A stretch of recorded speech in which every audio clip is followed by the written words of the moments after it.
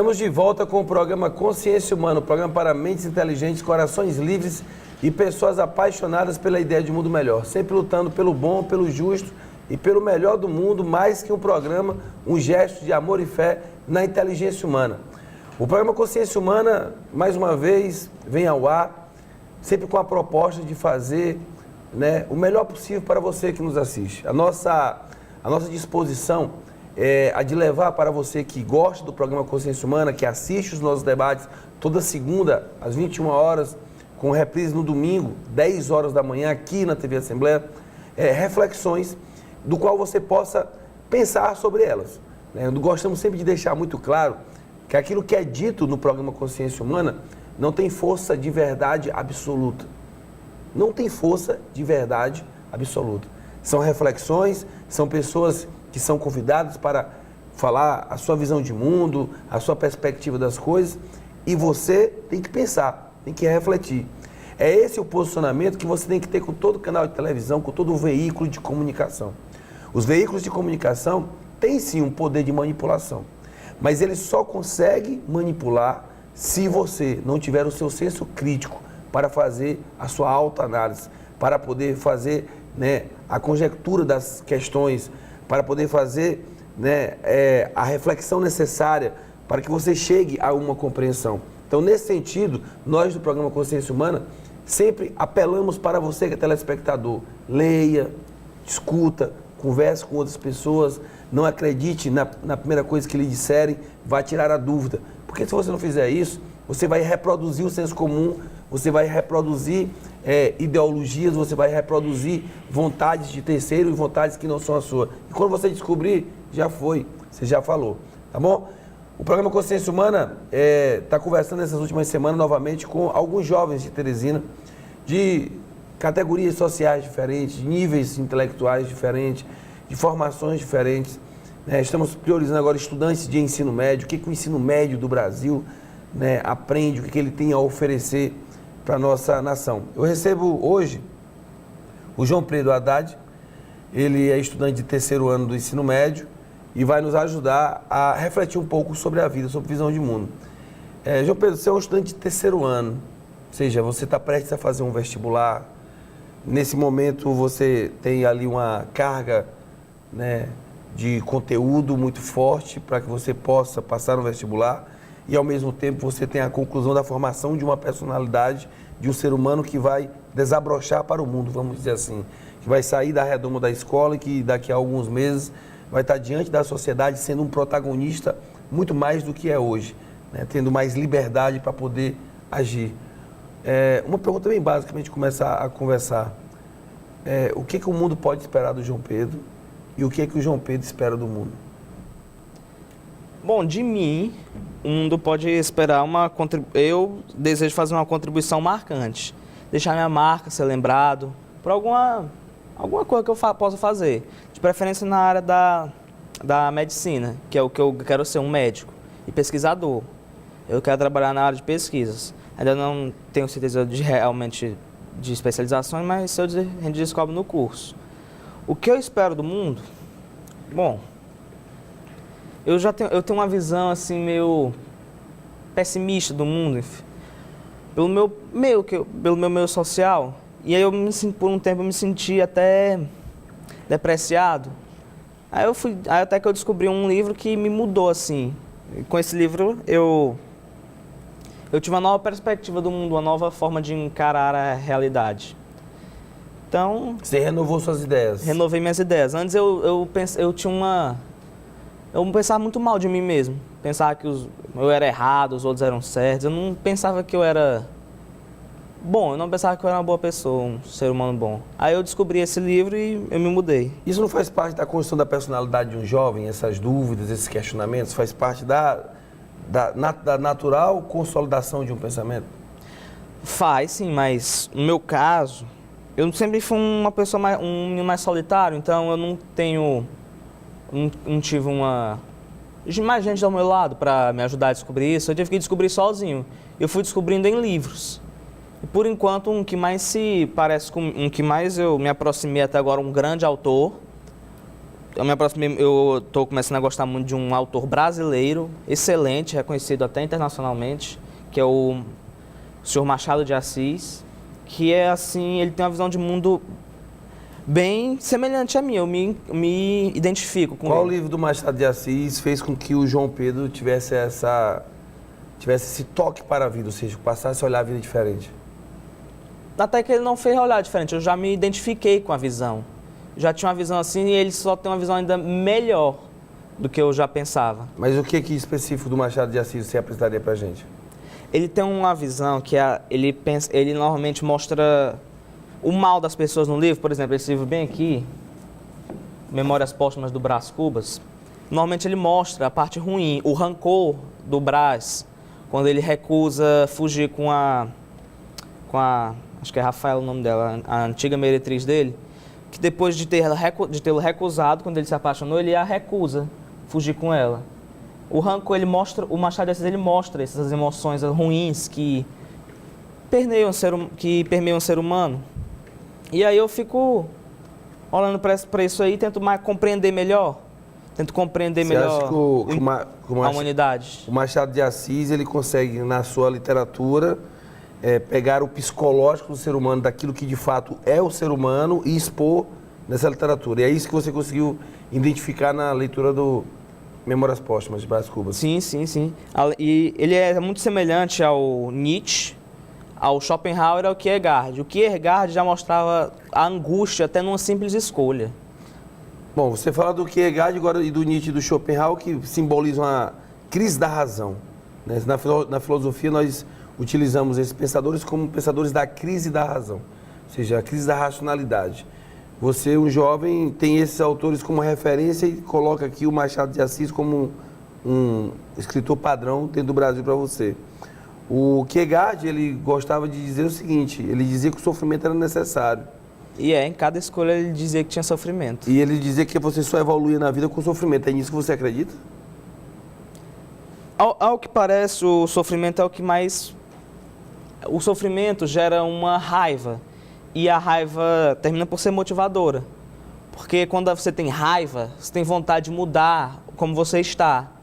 Se você está feliz, você não quer mudar, quer continuar feliz. Mas você tem raiva, você sente a necessidade de mudar como você está. Ele inclusive coloca 3 fases, né? Que seria a fase estética, né? A fase ética e a fase religiosa. A fase estética, na ótica do Kierkegaard, você olhar viver em função do olhar que você tem para os outros, né? Aliás, do olhar que você tem para si mesmo. Para si mesmo. É um egoísmo tremendo, o olhar estético dele. A ética é quando você começa a olhar para os outros. E aí você chegaria ao aspecto religioso, que é, para ele, o máximo possível. Tanto que ele foi confundido com um teólogo, não como filósofo, por conta dessa visão religiosa que ele tinha. Essas fases da vida, essas mudanças de fase, você entende que elas são necessárias e que passar por determinadas situações, né, são importantes para que você possa evoluir. É nesse aspecto que o João Pedro vem percebendo o mundo?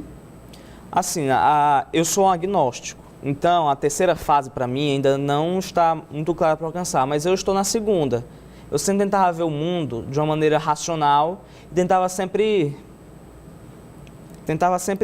enfrentá-lo, deixar todos os males, tentar empurrá-lo para fora, tentar me fechar. Aí essa para mim é a minha primeira fase. Agora eu estou vendo as outras pessoas ao meu redor de uma maneira diferente. Não estou mais vendo apenas números.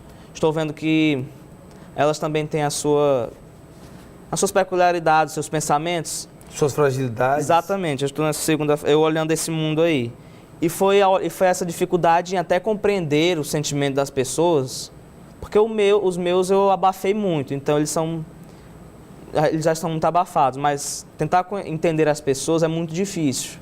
E aí eu procuro na literatura, converso com uma amiga minha política, e eu tento compreender como as pessoas são. A fragilidade do ser humano, ela é algo que ela é até certo ponto natural, ou seja, nós queremos ser muito forte. Você gosta do Nietzsche, o Nietzsche faz aí uma ideia de um super-homem, né? De um homem que seja muito forte, que o Nietzsche até investe aquela frase do Sócrates, que o Sócrates gostava de usar do oráculo, né?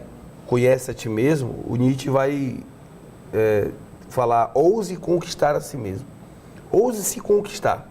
Em vez de conhece a ti mesmo, ouse se conquistar, no sentido de romper com as fragilidades. Mas o ser humano, ele tem seus caminhos de fragilidade e ele se fortalece nessas fragilidades. Quando você diz assim, eu olho para o outro, eu tento compreender o outro ser humano, eu tento perceber o que as pessoas estão sentindo, ou seja, a ideia de se colocar no lugar do outro, para tentar entender o outro, né?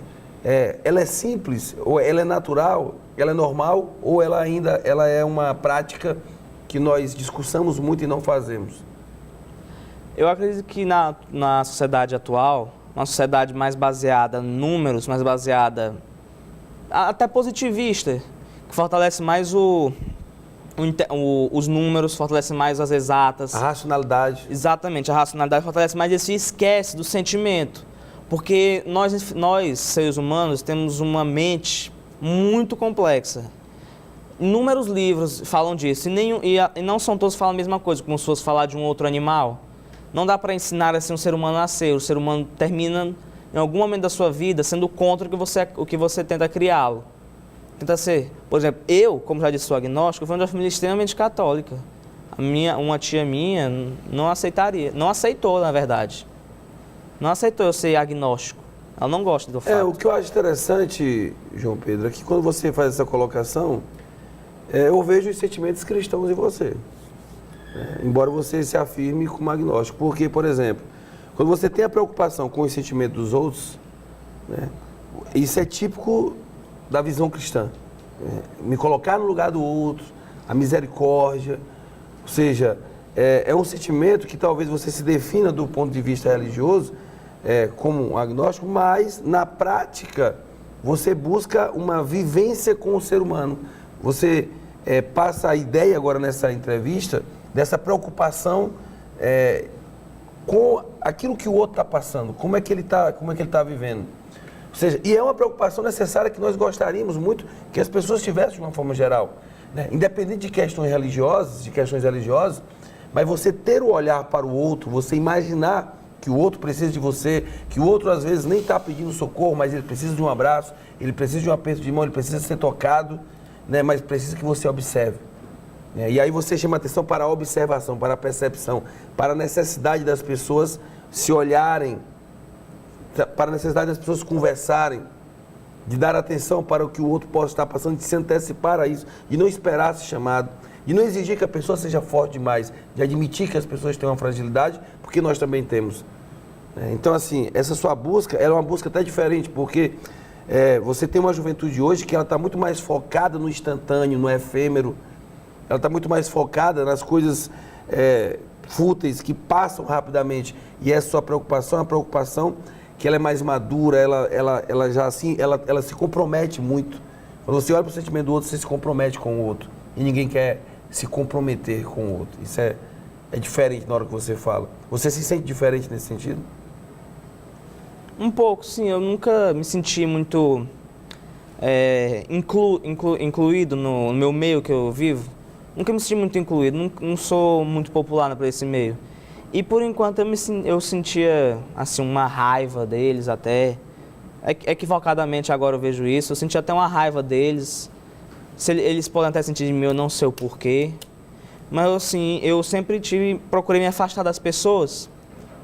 Até um certo momento, porque eu achava que elas iriam fazer algum mal. Pelo próprio costume com pessoas longe da minha que não são da minha família. E aí até que eu li a Arte da Guerra, e falava do sucesso que o Sun Tzu tinha como general. E eu encarei isso como uma metáfora. O sucesso dele poderia ser a minha felicidade. E ele falava muito em um general ser virtuoso com seus soldados. O que de especial esse livro tem, João Pedro? O que nós podemos apresentar que você tirou desse livro? A Arte da Guerra. Ele foi escrito mesmo para fazer uma guerra, mas eu encaro a guerra como uma conquista. Uma conquista como felicidade, como qualquer coisa. E ele ensina muito, por exemplo, ele ensina a você conseguir suportar, por exemplo, oficiais contra você, gente de uma hierarquia mais elevada. Ensina você tanto a falar com eles, quanto ensina você a falar com gente abaixo de você. De forma que você continue sendo virtuoso com os abaixo, para que eles permaneçam do seu lado, e não fique contra os seus oficiais, porque como eles têm mais poder que você não fique sujeito a alguma ameaça deles. Desse livro eu tiro esse aprendizado. Eu acho que... Um aprendizado de convivência. Exatamente. Independente do patamar em que a pessoa se Uma convivência encontra. mais virtuosa. Ou seja, na verdade não é uma guerra. A guerra é só uma metáfora. É uma metáfora. Uma metáfora de como conviver com as pessoas que são diferentes. Para mim foi isso. Muito bem. Nós conversamos com o João Pedro, um jovem estudante de ensino médio, que vem compartilhar um pouco das suas visões de mundo. E como falamos no começo do programa, cada um expõe aquilo que sente, aquilo que pensa acerca do mundo. Nós não somos obrigados a concordar, mas é muito bom escutar o que as pessoas pensam. O programa Consciência Humana vai para um rápido intervalo. Daqui a pouco nós estamos de volta para continuar um bate-papo aqui com o João Pedro, estudante de ensino médio.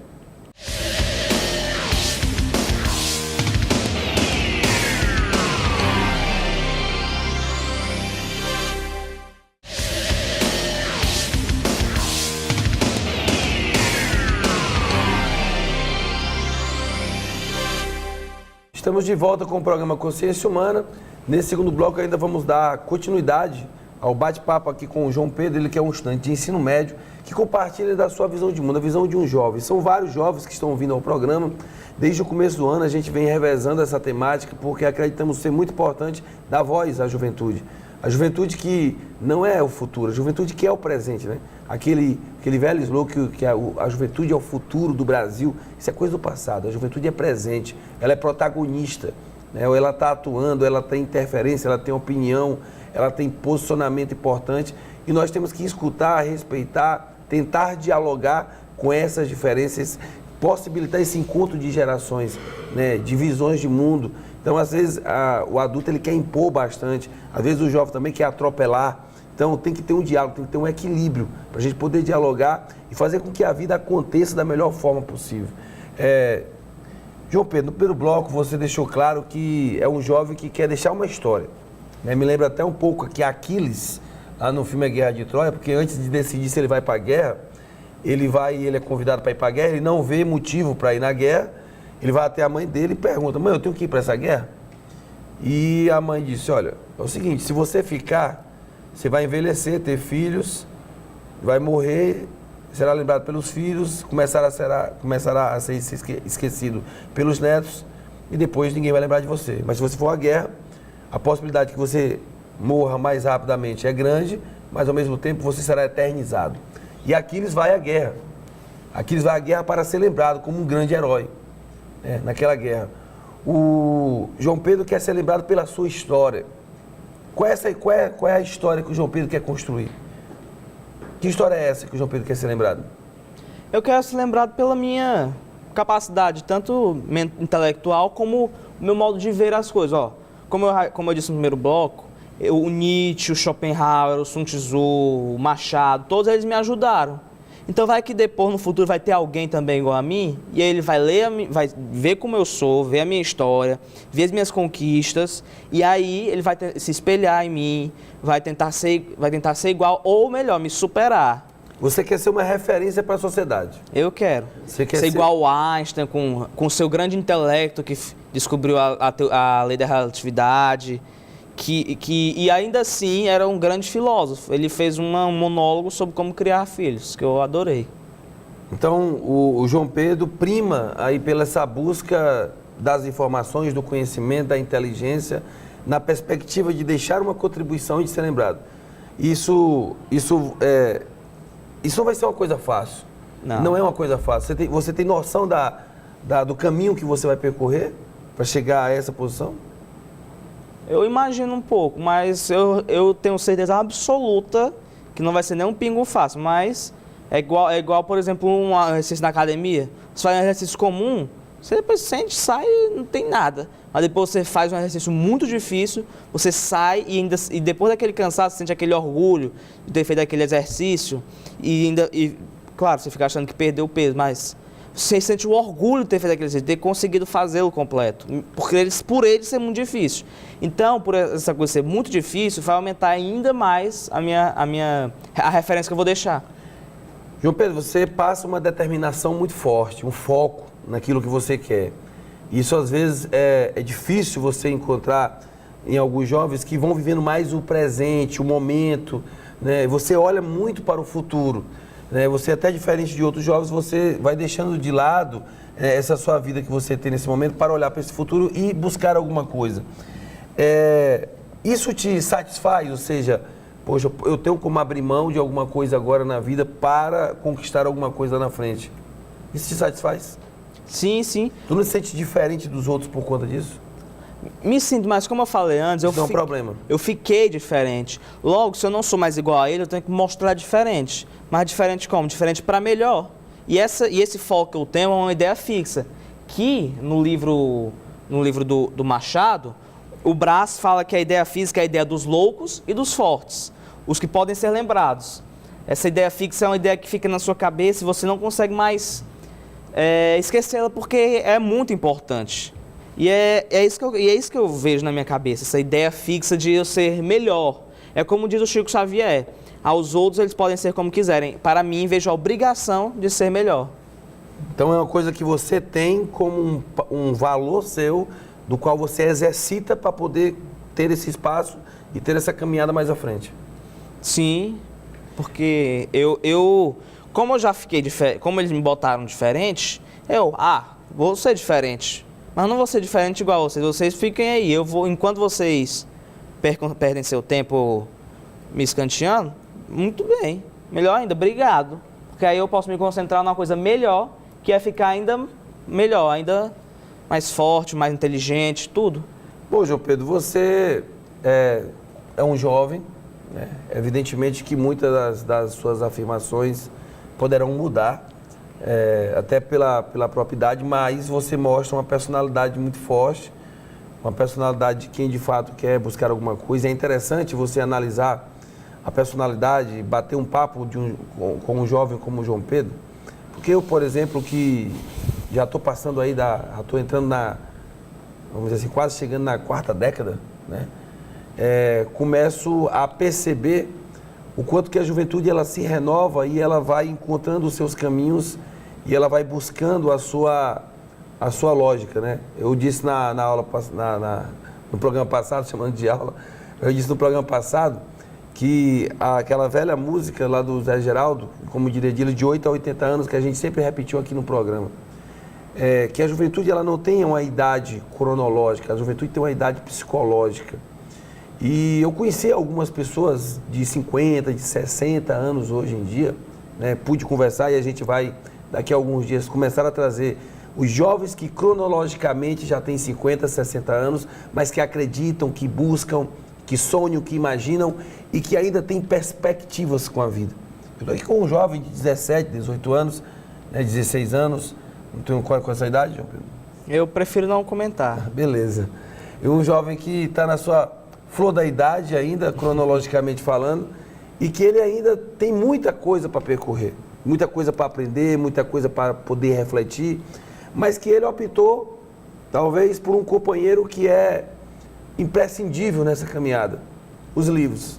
E aí eu acho que é o grande exemplo que o João Pedro traz de mais especial e do qual ele vai ter orgulho de, daqui a alguns dias, poder compartilhar. É um menino que quer ser um cientista, que quer brilhar pelas suas descobertas que ele vai deixar para a humanidade, que quer sugar do livro todas as informações para poder entender o ser humano, que quer construir uma bela história, que quer construir a sua autenticidade. João Pedro, imagine que esse programa vai para o YouTube, né, vai para o nosso site, vai para a internet, vai ficar guardado lá. Independente dos anos que vão passar, depois cai na rede social, para o resto da vida ele vai estar lá. Então eu queria que nesse momento você imaginasse que aquela câmera ali é você, daqui a 20 anos. E eu queria que o João Pedro conversasse com o João Pedro, já que daqui a 20 anos o João Pedro vai poder ver essa que é talvez a primeira entrevista do João Pedro do ponto de vista de ficar sentado numa bancada. E o João Pedro daqui a 20 anos, como alguém que vai construir uma grande história, vai poder ver todas as ver o seu passado e vai poder ver esse princípio. Então, bata um papo com o João Pedro. Como você imagina assim, mandar um recado para o João Pedro? O que você falaria para o João Pedro, 20 anos mais velho? Eu sei que você já está mais velho e eu provavelmente talvez seja só um jovem que não sabe mais nem o que está dizendo por besteira. Mas ainda assim, eu prefiro acreditar que você se lembre da frase que me motiva muito. As duas, na verdade. Uma, você não é derrotado quando perde, só é derrotado quando desiste. E eu pretendo ganhar. Você e eu sabemos que eu sou bem competitivo. E outra, a do Nietzsche. Não sejamos covardes em relação aos nossos atos, não nos abandonemos uma vez consumados. Se eu me dediquei agora a procurar conhecimento, eu espero que você ainda continue procurando e já tenha uma grande gama. Senão, você é um indecente. Infelizmente, eu não quero virar você se você for esse indecente. Mas, se você tivesse tornado o que eu quero me tornar, ou continuar ainda tentando se tornar isso, aí eu vou ter um orgulho gigantesco em ser você. De João Pedro para João Pedro. Daqui a alguns anos você vai poder tirar a prova dos 9 com relação a essa mensagem. Se duvidar, eu vou querer bater na televisão. Vai ficar gravada. Bom, gente, o programa Consciência Humana, ele tem o objetivo de fazer provocações. Nosso objetivo, nós não temos nenhum compromisso com a conveniência, nós não temos nenhum compromisso com a conivência, nós temos um compromisso com a tentativa de evolução do ser humano do ponto de vista mental, intelectual, sentimental, da sua busca como ser humano. Para isso a gente tem que criar reflexões, tem que duvidar de si próprio, né? Já dizia um grande amigo meu, Jota, professor Jota, um cara que eu tenho uma maior admiração, que a primeira coisa que um grande homem faz é duvidar daquilo que ele acredita. É duvidar dos seus autores preferidos, dos seus livros preferidos, dos seus filósofos preferidos, para que você possa, de repente, tirar, de fato, as conclusões necessárias. Isso é importante num processo de levar esse questionamento para que você possa criar um grau de evolução maior. O João Pedro manda um recado para ele mesmo, onde daqui a alguns anos ele vai poder assistir o programa pelo YouTube. Você pode gravar, você pode mandar cartas para você mesmo. Eu gosto de fazer um trabalho na sala de aula chamado Cápsula do Tempo, com os meus alunos de 6º, 7º ano, onde eu peço a eles que 7 anos depois eles possam abrir aquela cápsula para entender o que eles colocaram ali dentro. Então tudo isso é um exercício de valor humano. Por quê? Porque nós mudamos, os paradigmas eles são quebrados ao longo do tempo. E quando os paradigmas são quebrados, valores novos vão surgindo, novas concepções. Então assim, nós temos que acreditar na humanidade. Nós do programa Consciência Humana acreditamos na humanidade quando acreditamos nos jovens. E os jovens, eles são irreverentes, eles são ousados. A juventude tem que ser ousada, ela tem que acreditar. Quando o João Pedro, de forma destemida, mostra que quer construir uma história, ele tem que ser apoiado naquilo que ele quer. É bonito ver alguém que tem um compromisso com os livros, um compromisso em fazer uma linda história. Evidentemente que ele pode modificar muita coisa do pensamento dele, da forma como ele enxerga o mundo, mas ele está buscando se compreender, ele está buscando aquele conhece a ti mesmo, né, que o oráculo e que o Sócrates profetizou para a humanidade. E ao mesmo tempo ele está ousando conquistar a si mesmo, ousando conquistar a sua personalidade, tendo a percepção de que a história é construída por etapas e de que nesta etapa ele tem que ter uma postura e ter um posicionamento de estudar. Nesse sentido, para você que é jovem, você que é estudante, né, não custa nada. Eu acho que o jovem tem que ser intenso, tem que viver, tem que curtir a vida, tem que namorar, tem que brincar, tem que sorrir muito, porque essa é a fase para que você seja feliz. E ninguém pode tirar isso de você. Mas você tem que tirar um tempo para que você possa ter foco e possa acreditar na sua luta e na sua capacidade de transformação de si mesmo. Não se compare com os outros. Não tenha o outro como um exemplo a ser vencido. Tenha você como grande exemplo a ser superado. Supere suas limitações e seja grande para você mesmo. Se você for grande para você, o mundo vai receber um grande ser humano. O mundo vai receber o melhor que você pode oferecer. E desta forma eu acredito que eu, o João Pedro, ou qualquer ser humano, vai construir uma boa história. Todos nós temos defeitos, todos nós erramos, falhamos, falamos aquilo que não devemos às vezes, fazemos coisas que nós temos que voltar atrás, às vezes temos medo de pedir uma simples desculpa. Isso faz parte, isso é humano. Ninguém é forte o suficiente para acertar a vida toda, mas nós temos que ser humanamente capazes de assumir o que nós somos e de procurar melhorar. João Pedro, foi excelente bater esse papo com você. Para mim também. Tenho certeza que você deixa provocações importantes aqui no programa.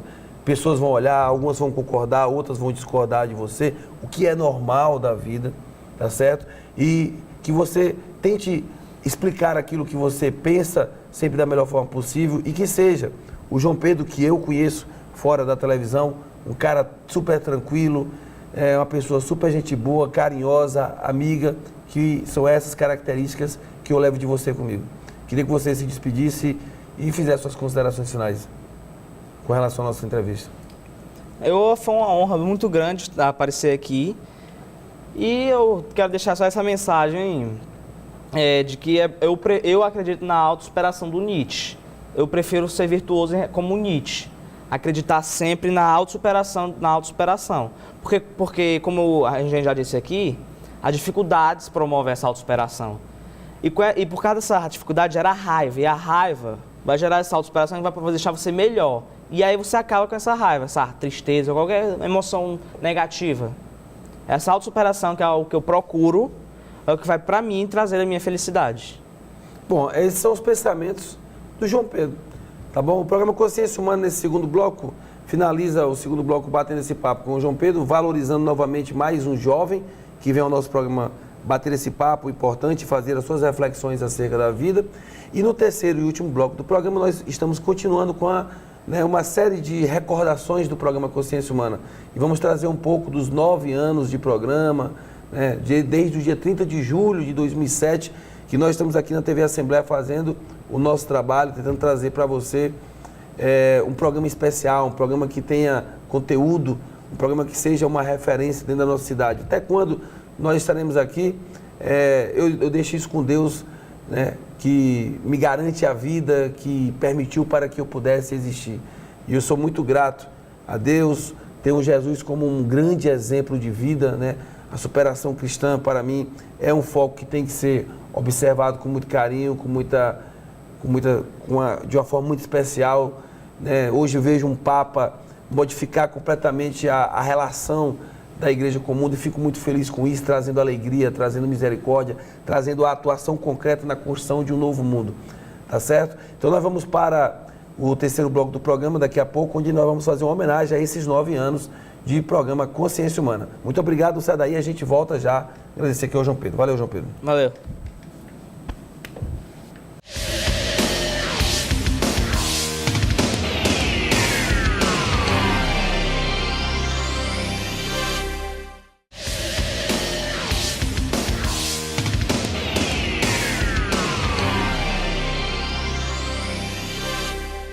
Salgado, nós estamos aqui numa noite de Teresina, escolhemos aqui à frente da igreja de São Benedito, que fez 140 anos agora, nesse mês de junho, e escolhemos gravar durante a noite para lembrar os tempos bucólicos em que uma juventude caminhava por essas avenidas, por essas ruas, pela Pedro II, pela Praça da Liberdade, pela igreja de São Benedito, e pensava em sonhar, em revolucionar, em construir algo de especial.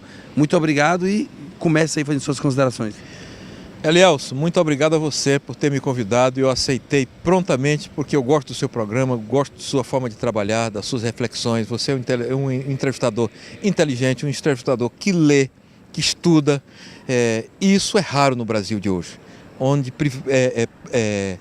o que funciona, de um modo geral, nesses espaços da mídia aberta, são entrevistadores fúteis, que tratam de questões fúteis. Você é um cara que busca a reflexão. E esse seu programa, especialmente esse que trata de humanidade, que trata da reflexão sobre o humano, é profundo e é pedagógico nos tempos em que vivemos.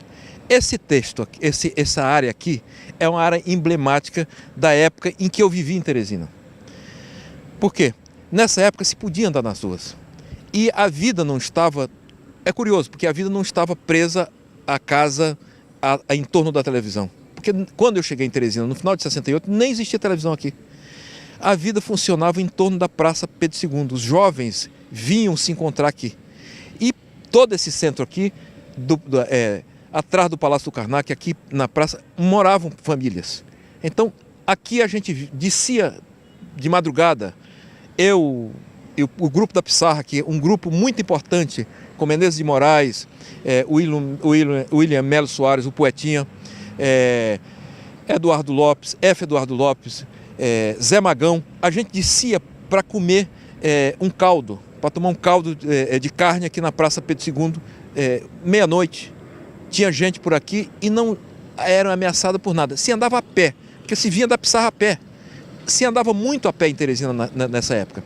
E aqui, nesse pedaço de chão, aqui atrás, funcionava na década de 71, 72, a redação do jornal Grama, que feito pelo Torquato Neto e o grupo da gente aqui de Teresina. Eu não escrevi, mas era um pouco mais novo do que o pessoal. Mas o Edmar, o Carlos Galvão, o Durvalino Couto, o Pereira, o Arnaldo Albuquerque faziam esse jornal, que era um jornal mimeografado. Grama, porque o pessoal, a redação era em cima da Grama, e para brincar com o jornal Grama de Cuba. Então, essa época de Teresina, que estava um pouco esvaziada de pessoas ligadas à política propriamente dita, não à política partidária, mas à política de libertação, era a época de ditadura, as pessoas estavam presas. E nós sobramos nós, que éramos meninos interessados em cultura, em arte, e que estávamos buscando não apenas continuar o que já existia aqui, ser a continuidade da geração anterior, mas uma conexão, uma interface com o Rio de Janeiro, com o que estava se fazendo no Rio de Janeiro, como a Tropicália, por exemplo, de Torquato. Quando descobrimos que o Torquato estava aqui, a gente se reuniu em torno dele para beber a experiência dele do Brasil e do mundo, que ele conhecia, e naturalmente da arte. Nós vemos um mundo cada vez mais veloz, cada vez mais utilitarista. Eu até trabalho com uma disciplina, trabalho com filosofia, com sociologia, com história na sala de aula. E muitas vezes os pais chegam, uma vez eu estava, uma jovem de 12, 13 anos, ela teria prova de geometria e filosofia. E ela chegou até a mim e disse: olha, professor, eu estava estudando para as provas, a prova de geometria e filosofia seria no mesmo dia, mas meu pai chegou e disse que o importante era estudar para geometria e que filosofia eu deixasse um pouco de lado naquele momento, porque era uma disciplina mais fácil. E ela contava com uma certa angústia e com uma certa decepção de ter recebido aquela ordem. Ou seja, acatou a decisão do pai, mas contrariada porque gostaria de sugar um pouco mais da filosofia. É evidente que a filosofia e a geometria, elas estão juntas. O primeiro grande filósofo da humanidade, Tales de Mileto, é um dos grandes inventores da geometria. Não estão separados. Mas o raciocínio hoje, ele segue caminhos diferentes. Você como poeta, como é que você percebe a importância da contemplação? Ou seja, o contemplar, o observar. Como é que você olha para as pessoas e quando você está olhando, está analisando, você acha que as pessoas estão observando, elas estão contemplando? Porque o contemplar ele é lento, ele exige uma certa paciência. Como é que você vê tudo isso? Está cada vez mais escasso esse espaço da contemplação. E não há conhecimento, não há desenvolvimento da sensibilidade sem a contemplação. Eu próprio sou uma pessoa que vivi no interior, num tempo em que o movimento das coisas, inclusive a luminosidade dos lugares, do lugar, era precária, que me propiciava uma introversão. A gente morava no interior, não tinha luz elétrica. A gente olhava para dentro, olhava para a lua e na escuridão olhava para dentro. De modo que havia espaço para essa contemplação, porque o movimento das coisas da vida era mais lento. Portanto, a gente podia refletir sobre cada coisa. Hoje, como tudo é absolutamente rápido, os signos modernos, os signos das cidades e da vida moderna são totalmente apressados, o espaço de contemplação é cada vez mais mitigado. E tem mais uma coisa, na educação que nós temos, uma educação completamente instrumentalizada, uma pedagogia para o emprego e não para o conhecimento, não para o saber, para ganhar dinheiro, para ganhar vida, para sobreviver e não para viver, essa pedagogia dificulta muito essa contemplação, como ocorreu com a sua amiga. Por quê? Porque tudo é feito para a prova, tudo é feito para prestar conta, não é o estudo para nada, apenas para saber, apenas para a existência, apenas para conhecer. Isso foi totalmente se descaracterizando com o passar dos anos. Cada vez mais as universidades do Brasil estão instrumentalizadas para esse conhecimento para o emprego, como se fôssemos uma grande empresa da sociedade em que só existissem pessoas para compor essa engrenagem, não indivíduos para compor um grande painel caleidoscópio da existência. Isso é muito grave no Brasil, porque nos países como nos Estados Unidos, como a Europa, existe sim esse direcionamento para ganhar vida, para o sustento. Mas existe também uma dimensão e um espaço nessas instituições para o conhecimento puro e simples, como da poesia, como da filosofia. Lá as pessoas podem se dedicar a isso. Por exemplo, nos Estados Unidos tem um setor na área das letras de escrita criativa. Você pode escrever um livro de poesia e ser considerado aquele livro dentro do programa da grade curricular. Aqui, isso não vale nada. Você pode ser um grande escritor, mas você não vai ganhar um diploma com isso. Enquanto aqueles que fazem resenha do seu trabalho são diplomados, podem ser doutor sobre você, mas você é o motivo daquele estudo e aquilo não tem qualquer reconhecimento na academia. De modo que, porque o conhecimento em si, o saber em si é desqualificado. Quando eu falo aqui no programa de consciência humana, às vezes chego nos lugares e as pessoas dizem assim, Salgado, e aí, como é que está a consciência? Eu não sei, como é que está a sua? Né? Por onde é que ela anda? Né? Eu não sou a consciência humana, eu sou o porta-voz de uma mensagem, eu sou o porta-voz de algumas ideias. Mas a consciência, ela está em mim, ela está no Salgado, ela está em você, ela está em todos nós que vamos paulatinamente, né, gradativamente, construindo devagar e sonhando na expectativa de que o mundo possa ser melhor. Salgado, quais foram os grandes homens que o Salgado se sentiu inspirado, que tocaram o Salgado, que esses homens, vez ou outra, eles vêm na consciência do Salgado e dizem assim, Salgado, nós estamos aqui com você. Elielson, eu costumo dizer que eu carrego uma legião de mortos vivos comigo, porque foi justamente aqui nesta cidade, Teresina. Por que eu tenho um grande respeito pelo Piauí e por Teresina? Porque eu tenho uma dívida de gratidão com esta cidade e com a Biblioteca Niso Brito.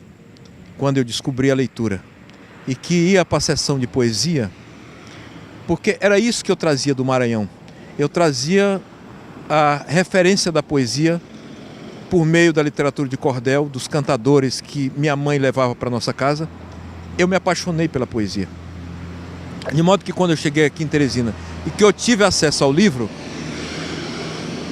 através da Biblioteca Pública Niso Brito, eu ia para a sessão de poesia e lá eu conheci Camões, eu conheci Gonçalves Dias, eu conheci os poetas modernos, Manuel Bandeira, Mário de Andrade, Oswaldo de Andrade. E um dia eu abri um livro de Fernando Pessoa, na verdade era um livro de capa vermelha, e vinho e verde. E abri em cima de um poema que dizia assim: que sei eu do que serei, eu que não sei o que sou. Ser o que penso, mas há tantos que pensam ser a mesma coisa que não pode haver tantos. A partir desse dia eu nunca mais fui o mesmo. A partir desse dia eu comecei a acumular esses mortos-vivos na minha vida. Flaubert, Balzac, Goethe, Platão, Aristóteles. E fui lendo isso, esse era o meu lazer em Teresina, numa Teresina do final, do começo da década de 70. Uma Teresina esvaziada das grandes cabeças, mas que tinha essa biblioteca. E não chegamos a lugar nenhum se não passarmos pela leitura. Eu descobri isso logo. A leitura virou o meu lazer. Enquanto multidões da minha geração andavam na direção do lazer fácil, eu andava na direção desse lazer silencioso, meditativo, contemplativo, como já falamos antes. Isso me fez chegar até aqui. Sem isso eu não teria chegado aqui. Portanto, a busca desses valores do imaginário, dos valores do simbólico, faz com que esses chamados mortos-vivos permaneçam vivos eternamente, porque a imortalidade significa a valorização do simbólico, a valorização do imaginário dos povos, porque esses pensadores, esses homens que pensaram tanto no nível da prosa quanto da poesia, a sua época, eles são imortais. Camões continua vivendo com a gente. Platão, você é um homem da filosofia, que estuda filosofia. O Homero, da poesia, o Dante, Leopardi, Goethe, continuam, Hölderlin, continuam permanentemente na nossa vida, do dia que a gente descobre esses autores, a gente também perde a solidão. Ao mesmo tempo que temos a solidão da leitura, que é uma solidão acompanhada, a gente perde a solidão porque nós estamos permanentemente acompanhados, convivendo com a humanidade através desses homens que nos deixaram esse legado. Agora, Salgado, você teve uma experiência, você é um homem que mora hoje no Rio de Janeiro, tem um contato direto com a alta cultura e com a alta classe artística brasileira, conversa, dialoga, percebe as transições, as mudanças, os acontecimentos, o movimento da arte no Brasil. E teve a oportunidade de passar 3 meses nos Estados Unidos, um país que é ponta na economia, ou seja, qualquer um sabe que os Estados Unidos é uma grande potência econômica, mas pouca gente, eu só vi uma pessoa citar, entre todos que eu já entrevistei, citar os Estados Unidos culturalmente, que foi o Assis Brasil. Assis Brasil, numa entrevista com a gente, disse que os Estados Unidos é quem mais produz cultura no mundo hoje. E isso, às vezes, não é levado em consideração, né? Por uma questão de discussões políticas, se vê muito os Estados Unidos sob a perspectiva econômica. O que foi essa experiência de passar 3 meses nos Estados Unidos? O que é que você pode trazer para nós diferente que nós não conhecemos ou não falamos ou não damos manchete aqui no Brasil? Os Estados Unidos não são necessariamente a sua política exterior. São um país cuja sociedade, super multifacetada, valoriza desde a sociedade de consumo, desde da massa, da cultura de massa, até a cultura sofisticada, como, por exemplo, a poesia. Veja bem, pouca gente sabe que os Estados Unidos têm um resenhista para tudo que se publica de relevante na área da poesia. Um professor americano faz essa resenha sobre a produção brasileira de poesia para a Biblioteca do Congresso americano. Muita gente pode dizer assim, mas que importância tem isso? Para que resenhar livro de poesia, saber que livros importantes estão sendo publicados? Isso mostra que os Estados Unidos buscam a excelência em todas as áreas. Eles querem ser os melhores e querem o melhor dos outros. Isso é cabeça de primeiro mundo. Eles estão sempre antenados em estudos que muitas vezes não têm qualquer repercussão econômica agora, mas terá no futuro. Na área da poesia, meus livros estão na Biblioteca do Congresso americano, estão na Biblioteca de Nova York, estão em várias bibliotecas americanas, antes de eu saber que estavam. Meus livros já estavam lá. Amigos meus me disseram isso e eu fui comprovar. Então, eles estão atentos ao que acontece no mundo, não só na área militar, na área econômica, na área do poder político. Eles estão atentos ao mundo do conhecimento. Eu pude ver isso, visitei 27 estados americanos, de setembro a dezembro de 2012, e eu pude ver o que significa uma universidade de fato. Harvard, Brown University, Yale, Dartmouth, grandes universidades americanas, em que há investimentos nessas áreas em que as pessoas pensam que não tem qualquer importância para o conhecimento. Sim, então, visitando essas universidades, eu pude perceber como os Estados Unidos não é questão do apoio governamental que faz essas instituições ficarem poderosas. Não, a sociedade inteira apoia as universidades. São universidades riquíssimas. Algumas têm hotéis para receber seus convidados. E o que a gente viu é que quando o estudante, o formando, sai da universidade, ele tem um compromisso com a universidade de ajudar essa universidade. De modo que as doações são vultosas. São milhões que eles doam às universidades. Universidades como Harvard, como Brown University, essa que começou a estudar minha poesia e que o Fernando Henrique dá aula lá durante 2 meses por ano. Até hoje? Eu acho que até hoje, tá. Até pouco tempo ele ia lá e ficava 2 meses lá. E o chefe do departamento dessa universidade foi que começou a estudar minha poesia há mais de 12 anos, divulgar minha poesia nos Estados Unidos. E me apresentou Alex Levitin, o meu tradutor, que está aqui em Teresina, traduzindo o meu mais novo livro. De modo que, vendo como essas universidades, que é o melhor dos mundos, a gente chega são verdadeiras cidades, com prédios, com tudo, as bibliotecas que não fecham, Eu fiquei impressionado, porque sempre o meu lugar é privilegiado, de preferência, que eu privilegio sempre é a biblioteca. Chegando nessas universidades, 2 horas da manhã, às vezes a gente chegava nessas cidades, são cidades pequenas, que algumas têm 30 mil habitantes, mas 40 mil estudantes. Aí a gente ia para a universidade cheia de jovens, para bibliotecas. Bibliotecas altamente equipadas, com computadores de última geração, com jovens para nos atender, super atenciosos, com lanchonetes dentro das bibliotecas. A gente não vê isso aqui porque as nossas bibliotecas fecham no horário comercial. O que tem a ver o saber com o horário comercial? De modo que a gente ia para essa biblioteca para escrever, para responder e-mails, para procurar algum livro, para traduzir, porque durante a viagem eu escrevi um livro e o Levitin traduziu, ao mesmo tempo concomitante eu ia escrevendo os poemas e ele ia traduzindo. Então a gente ia lá para trabalhar nas bibliotecas porque tinha toda essa infraestrutura. E tinha lanches, você podia ir lá na lanchonete, comer e tudo e voltar para estudar. Os livros são livres, você pode pegar os livros, não precisa ficar com medo de que alguém vai levar, porque não há o hábito das pessoas roubarem os livros. Então é uma sociedade que, como estávamos falando há pouco tempo, antes da entrevista, uma sociedade regida por costumes de civilidade. Esses costumes estão acima da lei, porque esses costumes permanecem na sociedade. As leis se adaptam a esses costumes, não o contrário. Então a sociedade vive dessa maneira e todos sabem que assim todos fazem o principal, porque fazem com o cuidado que se deve ter pelo seu próprio país, com o cuidado que deveríamos ter em relação ao nosso país. Eles têm em relação ao país dele. Eles se sentem americanos e querem ter a qualidade de vida, o padrão de vida americano.